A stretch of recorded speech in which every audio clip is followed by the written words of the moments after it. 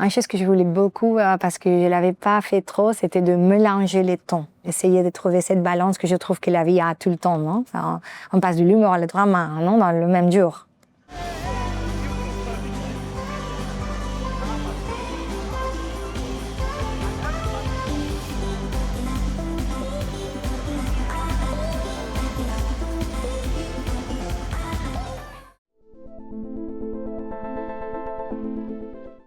Quand je commençais à créer cette histoire, je voulais raconter l'histoire d'une femme qui avait apparemment deux forces opposées, mais que je trouvais qu'il y avait beaucoup de connexions, que c'était la peur à la solitude, et la solitude plus profonde, c'est à la fin la peur à la mort.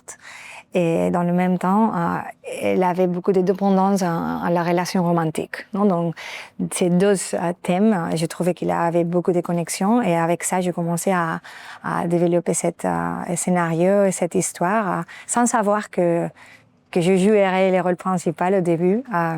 Finalement, j'ai décidé de jouer parce qu'il y avait beaucoup de choses qui étaient pareilles à moi. C'est fiction complètement, mais c'est vrai qu'il y a des choses que... Il a l'énergie de Nora, c'est un peu pareil à la mienne. mais c'est vrai, c'est un scénario que j'ai coécrit avec Valentina Visso et les deux ensemble pendant beaucoup d'années. C'est un projet qui nous a pris beaucoup d'années. On a voulu commencer cette histoire juste au moment où Nora a survécu la maladie, parce qu'on voulait montrer cette cicatrice qu'il lui a laissée dans ses émotions, dans la peur qui lui reste dans son corps, mais aussi la cicatrice qui lui reste physiquement. Non? Et ça lui fait commencer une espèce de carpe diem atroce, non? Qu'elle a vraiment besoin de se manger tout, non? La vie, tout. Mais derrière de cette fin de vie, il y a beaucoup de peur, non? Donc Nora doit faire face à cette peur, et c'est un peu l'histoire de libération de Nora. On voulait raconter un peu l'histoire de comment on peut trouver notre propre force intérieure. Oui, ça c'était une chose que j'avais très clair dès le début. Je voulais faire un film léger, un film lumineux, un film qui parlait de la vie, de vouloir vivre de la meilleure façon, et comment est-ce qu'on peut vivre de la meilleure façon. Non? Donc, je crois que si on regarde notre peur, on peut faire face à la vie mieux. Non? Donc, moi et aussi Valentina, on ne comprend pas la vie sans humour, donc on voulait vraiment raconter cette histoire avec beaucoup de sens d'humour, parce que je crois que avec l'humour, on peut faire face à les choses les plus profondes, on peut parler des choses les plus profondes. C'était un peu l'obsession dans toutes les phases, non? Dans l'écriture, mais après dans le processus de casting aussi, de trouver les acteurs qui pouvaient incarner le personnage et avoir cette humeur qui vient de dedans, non? Je cherche jamais l'humour de le gars, c'est un peu l'humour se prendre pas trop sérieusement à nous-mêmes, non? Je trouve que c'est la façon de comprendre un peu plus la vie, d'apprendre, je sais pas, de nous aider un peu à vivre un peu mieux. On savait qu'on voulait avoir un entourage dans le film qui soit spécial, qui soit concret. Et dans ce moment, il y a 3 ans, à la Catalogne, on a vécu une sécheresse super, super extrême. C'est pas une dystopie, c'est juste lever un peu le volume de la réalité et faire qu'il y a vraiment une sécheresse extrême. On pensait qu'un personnage qui essaye de trouver la vie, qui a la soif de vie, elle essaye de trouver aussi le balance mental, non? Donc mettre la santé mentale à un monde un peu pas balancé du tout, non? Avec beaucoup de pression, de la précarité, de tout, à lui donner un peu le contraste qu'on cherchait.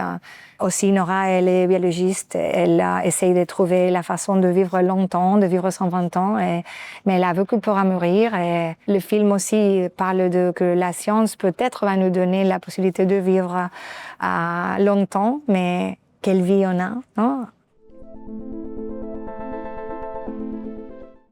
Le cinéma, c'est le travail d'équipe, je trouve, le plus grande. Et je n'ai pas fait ça seule du tout. J'ai eu une équipe énorme, merveilleuse. J'ai eu plein de gens qui m'ont aidé à chaque étape. Et comme actrice et comme réalisatrice, c'est vrai que ce sont des choses complètement opposées parce que la réalisation est très mentale, non? Et tu dois te préparer beaucoup, être dans la tête. Et l'interprétation, comme je l'entends, c'est très émotionnel, non? Et tu dois trouver le risque et tu dois trouver la façon de vraiment risquer. Et avec ces personnages, je voulais me mettre dans des endroits un peu compliqués, un peu difficiles, pas dans les zones de confort. Donc, j'ai décidé de travailler beaucoup, de répéter beaucoup. J'ai mis une personne qui venait du théâtre, qui s'appelle Juan Miranda, qui m'a aidé beaucoup, qui s'est assis près de moi de la première répétition de tous les tournages et qui était un peu mes yeux quand j'étais en face de la caméra. Aussi, il y a le chef opérateur avec qui j'ai travaillé plein de fois, que j'adore et on a beaucoup de connexions. Que j'ai fait beaucoup de la confiance, non? Donc, c'est pas un travail que je fais toute seule. C'est vrai que parfois, c'était moi qui connaissais mieux tout ce que je voulais raconter, mais et j'ai eu des acteurs aussi qui ont confié beaucoup, mais on a beaucoup répété. Oui, c'était super important pour moi, l'esthétique du film. J'ai beaucoup travaillé sur ça. On a beaucoup parlé avec les chefs opérateurs pendant beaucoup d'années. On voulait faire un film qui soit très soigné, qui accompagnait les émotions d'honneur à chaque étape. C'est vrai qu'avec ces optiques anamorphiques, non, qui créaient un peu la fiction, non, un peu vraiment entrer dans le relais des fictions. Mais les couleurs étaient très importantes aussi. On a fait un travail de couleurs très précis. Je voulais que le film ait des couleurs différentes. Par exemple, je savais que Max devait être rouge et la caméra devait être à la fois très esthétique, très structurée, parfois dans le monde plus structuré de Nora, dans son travail, dans l'univers avec Tom et avec toute la nouveauté, avec Max, avec tout ça, on voulait une pulsion un peu plus imparfaite. Non, je voulais parler beaucoup aussi de l'impermanence et de l'imperfection aussi. Donc, on jouait avec le cherche d'imperfection, de les choses qu'on peut pas contrôler dans la vie. Donc, il y avait une caméra un peu moins prévue, moins contrôlée. Ouais.